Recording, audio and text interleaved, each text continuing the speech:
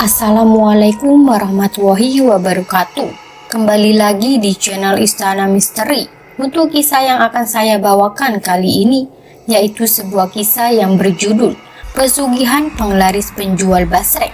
Dan sebelum kita lanjut ke ceritanya, tekan dulu tombol like video ini dan jangan lupa tekan juga tombol subscribe channel ini. Nyalakan juga lonceng notifikasinya agar tidak ketinggalan cerita-cerita baru dari channel ini. Dan seperti apa untuk kisah kali ini? Langsung saja kita masuk ke ceritanya.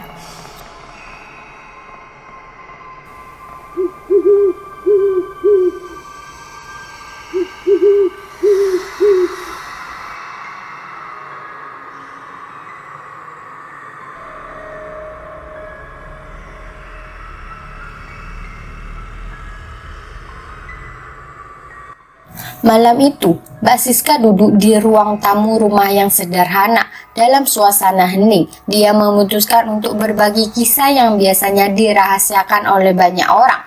Dengan suara tenang namun tegas, dia mulai menceritakan pengalamannya. "Ini tentang pesugihan tuyul," kata Mbak Siska. Matanya menatap jauh seolah mengingat masa lalu. "Ya betul, saya melihara tuyul selama kurang lebih 1,5 tahun. Dengan periode itu, saya sempat merasakan kekayaan yang luar biasa. Hutang-hutang lunas, saya bisa membeli mobil, rumah, ruko, bahkan tanah. Tidak ada lagi yang menghina atau mengomongin saya, semuanya berubah." Awalnya, Mbak Siska dan suaminya memutuskan untuk menjalani pesugihan ini karena usaha mereka bangkrut dan mereka menjadi bahan perbincangan tetangga. "Suami saya dan saya sama-sama setuju, tapi sayalah yang harus menjalani ritualnya," lanjut Mbak Siska. "Saya tidak takut karena saat itu pikiran saya sudah gelap, hanya fokus pada bagaimana mendapatkan uang." Mbak Siska kini hanya berjualan di rumah, sementara suaminya telah mendapatkan pekerjaan. "Alhamdulillah, suami saya sudah bekerja lagi sekarang," tambahnya. Namun perjalanan mereka menuju keadaan saat ini tidaklah mudah. Pada tahun 2018, suami Mbak Siska bekerja di sebuah perusahaan swasta dengan kontrak 3 bulan. Setelah 3 bulan, kontraknya habis dan dia diputuskan oleh atasannya. Kenang Mbak Siska, suaminya pulang ke rumah dengan wajah murah dan berbicara, "Mim, Afif di PHK bukan karena kesalahan tapi karena kontraknya sudah habis." "Saya berusaha menenangkan suami saya," kata Mbak Siska. "Saya bilang, ya udah Pi, enggak apa-apa, nanti dapat pekerjaan yang lebih baik." Namun sore itu suaminya tampak sangat tertekan. Dia duduk di teras depan rumah, kelihatan pusing dan banyak pikiran. Cerita Mbak Siska, "Saya gak tega melihatnya seperti itu, jadi saya samperin dan tanya, 'Lapip, kenapa kok diam saja?' Malam itu, Mbak Siska duduk termenung di ruang tamu rumahnya yang sederhana. Suaminya yang baru saja pulang dari kantor tampak gelisah. Dia duduk di teras, pandangannya kosong dan penuh pikiran. Mbak Siska mengamati suaminya dari dalam rumah, merasa kasihan melihatnya seperti itu. Suaminya bercerita, "Mim, Afif di PHK bukan karena kesalahan, tapi karena kontraknya sudah habis." Mbak Siska mencoba menenangkan suaminya. "Ya udah Pip, nggak apa-apa, nanti dapat kerjaan yang lebih baik," katanya dalam penuh harap. Namun suaminya tetap putus asa. "Saya bilang udah pasti ada rezekinya, sekarang mandi aja dulu, udah mau isya." Akhirnya suaminya pun mandi, entah dapat inspirasi dari mana. Setelah mandi, suaminya mendekatinya yang sedang menonton TV. "Sini duduk," katanya.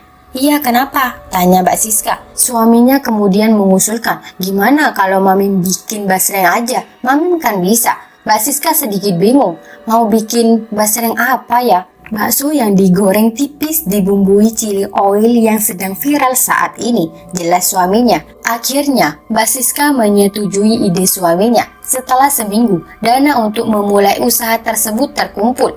Mereka memberanikan diri untuk membuka usaha basreng bersama-sama. "Karena suami saya gak kerja, kita mau dapat uang sehari-hari dari mana? Di situ juga kan kami punya cicilan rumah." Mbak Siska yang menggoreng dan membuat basreng, sementara suaminya yang memasarkan. Selang 2 bulan usaha mereka maju. "Alhamdulillah, maju karena suami saya memberanikan diri untuk pergi dari satu toko ke toko lain untuk mengambil basreng dari saya. Karena saya kan homemade, bukan industri atau PT atau CV gitu, UMKM lah ya. Saya bikin sendiri gitu, hasil saya sendiri, jelas Mbak Siska. 2 bulan kemudian pendapatan mereka mulayan. Pip, gimana kalau kita buka karyawan untuk bikin basreng di rumah sama yang ngirim-ngirim ke toko? Usul Mbak Siska. Suaminya sempat ragu. Mim, gimana kalau kita nggak bisa bayar si karyawan itu? Insya Allah, Pip, kalau namanya orang jualan, namanya orang usaha, pasti dapat, jawab Mbak Siska dengan yakin. Kalau dihitung-hitung nih, Pip, kita buat makan sehari-hari, buat belanja lagi, buat nabung juga ada, buat cicilan juga ada. Ya udah, itu mah gimana Mamim aja, jawab suaminya. Amim mau mengambilnya dari tetangga-tetangga biar terpercaya, orang-orang terdekatlah, saudara-saudara gitu. Akhirnya mereka setuju dan Mbak Siska mulai merekrut. Saya ngambil yang perempuan 7 orang buat bikin basreng di rumah dan yang laki-laki buat ngirim-ngirim ke toko. Jadi semuanya ada 15 orang, jelas Mbak Siska. Iya, omsetnya sehari paling kecil 5 juta rupiah. Tambah Mbak Siska dengan bangga, usaha saya tambah maju, saya bisa beli rumah, mobil dan tanah. Saya ingin memperbesar usaha itu, tapi datanglah COVID-19. Pandemi membawa tantangan baru bagi mereka. Pada periode pertama COVID, saya masih bisa bertahan, tapi semuanya berubah setelah itu. Tidak lama kemudian, pandemi COVID-19 semakin parah. Pada periode kedua, aturan menjadi jauh lebih ketat. Usaha basreng Mbak Siska mulai merasa dampaknya. Penghasilan menurun drastis dan ia terpaksa merumahkan 1 karyawan 1 minggu. Karena penghasilannya kurang, Mbak Siska pun merasa pusing dan bingung bagaimana cara mempertahankan usahanya. Akhirnya saya menjual tanah saya buat ngimbangin lagi usaha saya, biar tetap ada pemasukan. Namun, toko-toko yang biasanya mengambil basreng dari rumahnya banyak yang tutup dan masih buka pun jarang membeli. Pip, Amim udah pusing, kata Mbak Siska kepada suaminya. Ini jualan kayak gini aja, biasanya sehari habis, sekarang kadang sisa. Keadaan semakin sulit, karyawan tinggal 2 orang, dan Mbak Siska merasa tidak mungkin mempertahankan mereka kalau dikeluarkan lagi 1 tinggal 1, katanya kepada suaminya. Suaminya hanya bisa mengikutinya. Ya udahlah, gimana Amim aja. Apif mau ngikut aja, semuanya kan diatur sama kamu juga, jawabnya. Akhirnya, 1 karyawan lagi dikeluarkan. Tetangga yang bekerja di sana pun mengerti keadaan Mbak Siska dan memilih keluar dengan baik-baik. Tabungan mereka semakin menipis dan tanah sudah dijual. Ya udah, jual ini aja, jual mobil, usul Mbak Siska kepada suaminya. Mobil dijual untuk memenuhi kebutuhan sehari-hari dan memberikan pasongan kepada karyawan yang belum dibayar penuh. Akhirnya, hanya tinggal Mbak Siska dan suaminya yang menjalankan usaha basreng tersebut. Suami saya yang memasarkan sebelum zuhur. Dari pagi, dari subuh saya udah goreng-goreng basreng, kenangnya. Namun usaha mereka masih seringkali tidak terjual habis, kadang 50 kilo itu tersisa. Mbak Siska dan suaminya terus berjuang, berharap situasi akan membaik. Akhirnya saya mengurangi produksi lagi dari 50 kilo menjadi 30 dan dari 30 menjadi 25 kilo. Suami saya kelihatan sangat kasihan karena berjualan tidak laku. Lingkungan sekitar sangat sepi dan orang-orang takut keluar karena COVID-19. Ya Allah, Pip, ini gimana? Minta petunjuk kepada Allah, berdoa saja, kata suami saya. Semoga kita dapat rezeki lagi, lanjutnya. Suatu hari, suami saya pergi memasarkan basreng lagi. Dia kembali dengan wajah lesu dan berkata, Mim, udahlah capek, penghasilan kita masih bikin 20 bungkus aja gak habis. Melihat suami saya yang begitu putus asa, saya merasa kasihan. Ya udahlah Pip, kalau kayak gitu mah kita gulung tikar aja dulu, kata saya. Suami saya setuju dan dalam waktu 2 bulan kami tidak bisa punya apa-apa lagi kecuali rumah. Ya Allah, saya udah pusing pisan, harus gimana nih, pikir saya. Kita masih harus makan setiap hari. Semenjak itu suami saya setiap hari pergi memancing ke sungai dekat rumah. Setiap pulang dia selalu membawa ikan dan saya harus menggoreng ikan tersebut untuk makan kami. Siapa yang tidak bosan dengan ikan setiap hari? Suatu hari, suami saya pulang lebih cepat dari biasanya. Loh, ikannya mana? Biasanya bawa ikan, tanya saya. Udahlah, jangan diomongi, nanti kita pasti bakal emosi, kata suami saya. Saat itu saya mendapatkan bantuan dana dari pemerintah sebesar Rp1.200.000. Suami saya berkata, "Mim, tolong uang ini dipegang yang benar. Diirit-irit karena kita lagi susah dan gak punya kerjaan." Saya irit-irit uang tersebut, baru menggunakan Rp300.000. Ketika suami saya pulang tanpa ikan, dia bertanya tentang sisa uang bantuan tersebut. "Mim, uang yang dana bantuan masih ada nggak?" Saya menjawab, "Masih ada, Pip, sisa Rp900.000. Suami saya meminta Rp700.000 dari uang tersebut untuk sesuatu yang tidak dijelaskan. "Udahlah, gak usah banyak nanya, nanti malah emosi," kata suami saya. Akhirnya, saya memberikan Rp700.000 dan menyisakan Rp200.000 untuk diri saya. Suami saya pergi tanpa banyak bicara, hanya berpesan bahwa dia akan pergi paling lama 3 hari dan paling sebentar 2 hari. Dia pergi pada hari Kamis. Hari Sabtu, suami saya kembali, tetapi dia diam saja seperti orang linglung. Saya merasa curiga dan kesal. Setiap malam saya bertanya, "Pip, ada apa? Kenapa kamu diam aja?" Tetapi dia tidak banyak menjawab. Selasa Kliwon, suami saya pulang lagi dan meminta saya membeli pendil dan kacang sangrai. Saat itu saya benar-benar tidak punya uang sama sekali. Kesal dengan permintaannya, saya akhirnya meminjam uang dari bude saya. Saya meminjam uang Rp50.000 dari bude dan akhirnya mendapatkan uang tersebut dengan pesan bahwa jika ada kembalinya, saya bisa menyimpannya. Saya pergi ke pasar untuk mencari pendil. Saya menemukan pendil yang harganya Rp20.000 dan kacang tanah sebesar Rp8.000. Setelah membeli barang-barang tersebut, saya pulang dan menemukan suami saya sedang merokok di depan rumah. Dia bertanya, "Ada nggak pendilnya? Ada nggak kacangnya?" Saya menjawab, "Ada ini." "Ya udah, simpan aja dulu di belakang. Sekarang kamu bersih-bersih rumah, sekalian siapin satu kamar yang sudah bersih tapi kosong. Yang tadinya buat gudang, keluarkan aja barang-barangnya," kata suami saya. Saya menurut dan membersihkan kamar tersebut tanpa banyak bicara karena masih kesal dengan suami saya. Setelah membersihkan kamar, suami saya pergi lagi tanpa memberitahu tujuannya. Ketika dia pulang, dia membawa bambu yang ditutup daun pisang dan diikat dengan tali bambu. Saya penasaran dan bertanya, "Kamu bawa apa itu?" Suami saya menjawab, "Udah, nanti kita buka bareng-bareng aja di kamar." Malam itu sekitar jam 9 saya sudah merasa sangat lelah dan ingin tidur. Namun sekitar jam 12 malam suami saya membangunkan saya. "Mim, bangun, ayo kita masuk ke kamar," katanya. Saya bingung, mau ngapain masuk ke kamar? Saya sudah di kamar. "Udah, jangan banyak ngomong, ngikut saja," katanya.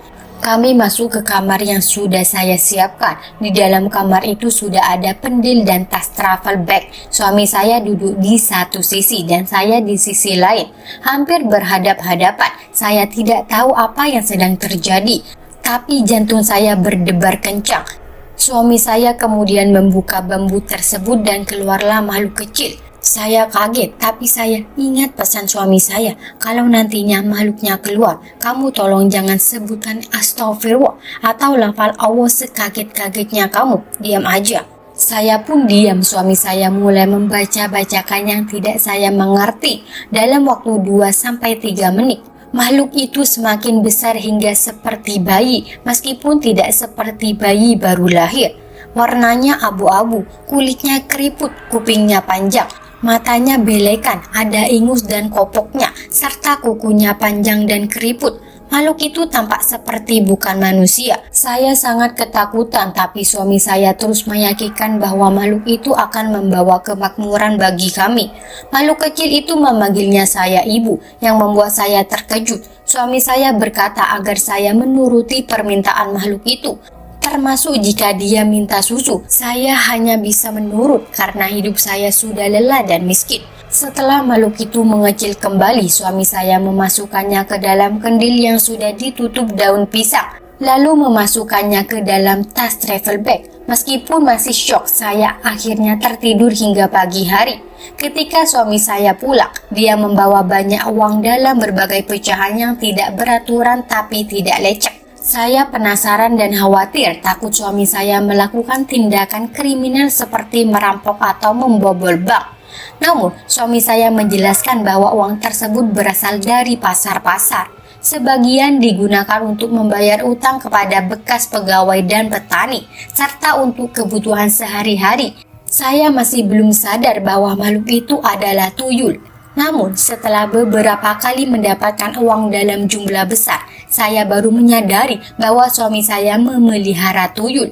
Meskipun begitu, saya tidak banyak bicara dan hanya menjalani hari-hari dengan perasaan campur aduk. Tetangga mulai curiga karena di tengah pandemi kita banyak orang kesulitan mencari uang. Kami malah bisa belanja dan hidup mewah. Saya merasa perlu menghindari kecurigaan tersebut. Jadi saya mengusulkan kepada suami untuk membuka usaha lagi sebagai kedok. Suami saya awalnya menolak karena merasa sudah cukup kaya, tapi akhirnya setuju demi menjaga citra di mata tetangga. Kami membuka usaha kecil-kecilan agar tidak menimbulkan kecurigaan. Namun, setiap kali saya melihat tas travel bag itu, saya selalu merasa ketakutan dan bingung dengan apa yang telah kami lakukan demi kemakmuran. Suami saya tetap yakin bahwa ini adalah cara terbaik untuk keluar dari kemiskinan. Tetapi saya merasa bahwa kami telah mengambil jalan yang salah dan berbahaya.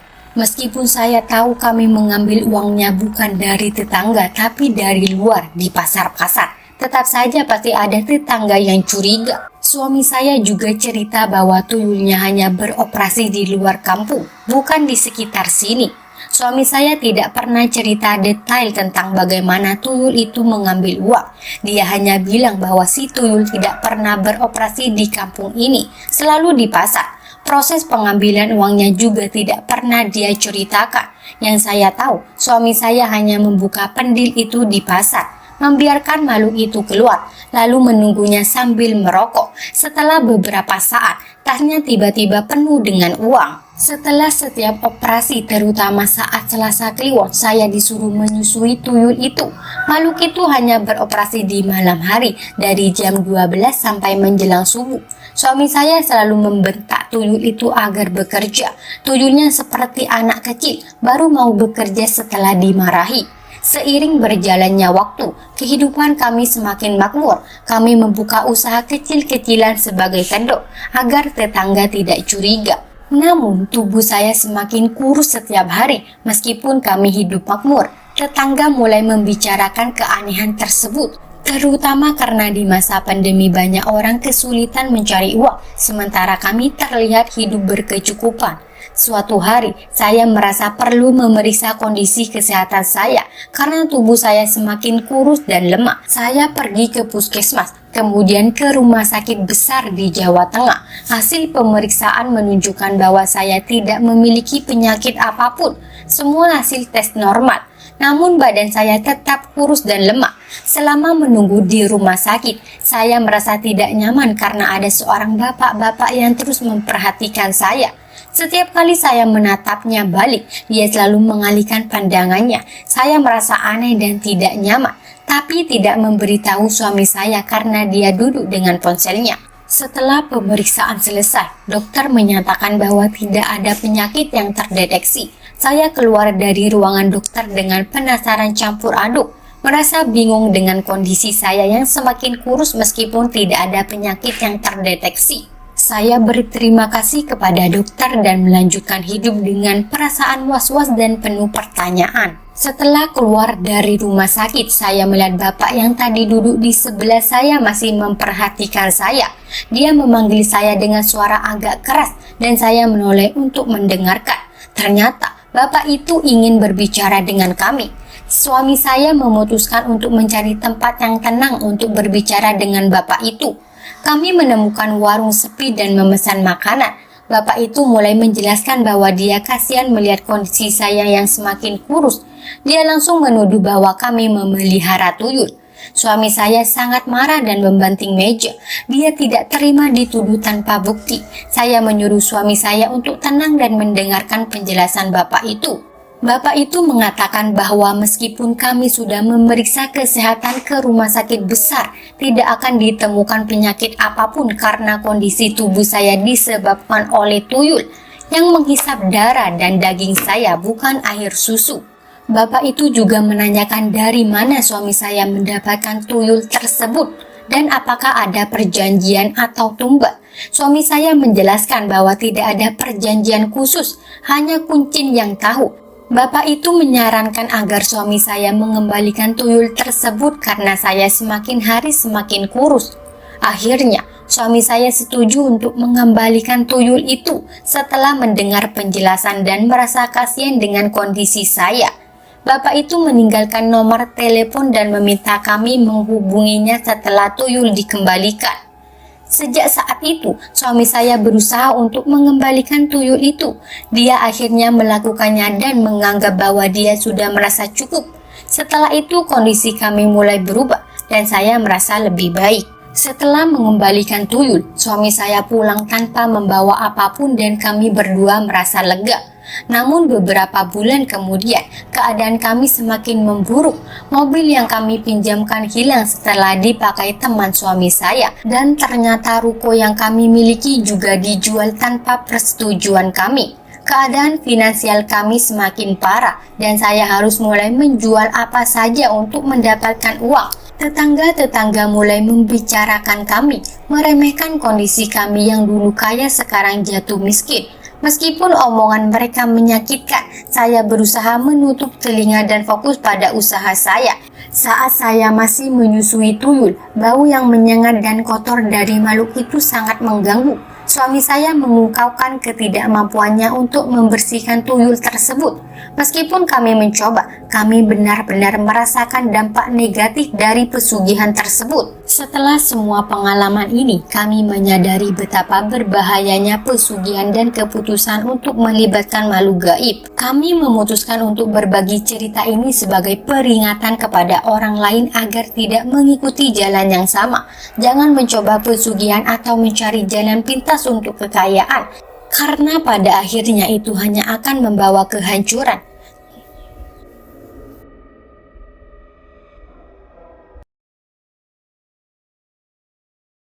Baik teman-teman, sekian untuk kisah kali ini. Bagaimana menurut kalian tentang kisah ini? Tulis di kolom komentar. Dan buat teman-teman yang baru bergabung, jangan lupa untuk like, komen, share, serta subscribe channel ini. Dan nantikan kisah-kisah horor berikutnya tetap di channel Istana Misteri.